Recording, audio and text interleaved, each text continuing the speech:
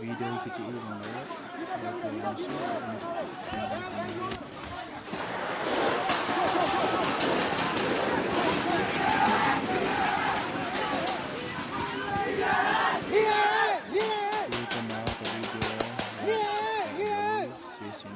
Dan like subscribe nó bốn lắm cho abang video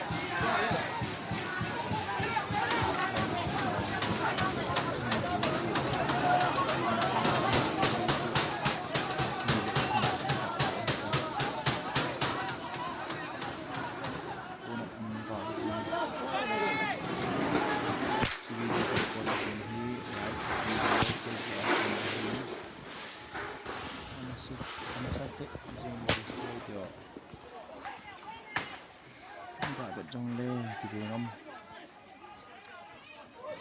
để hiện dòng lệ nó hồi tiền ra thu hồi tạ xem như là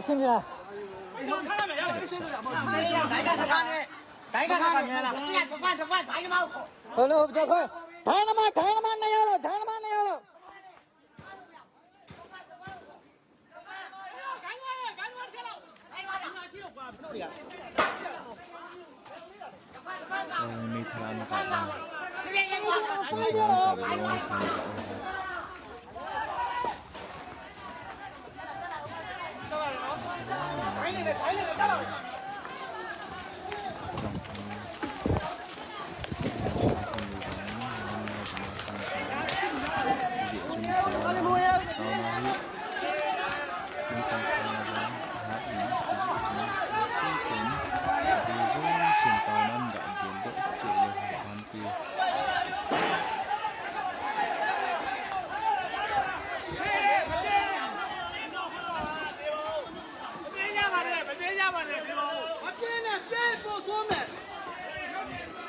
chân hình cả trái dùng cái tiền rồi còn xây tính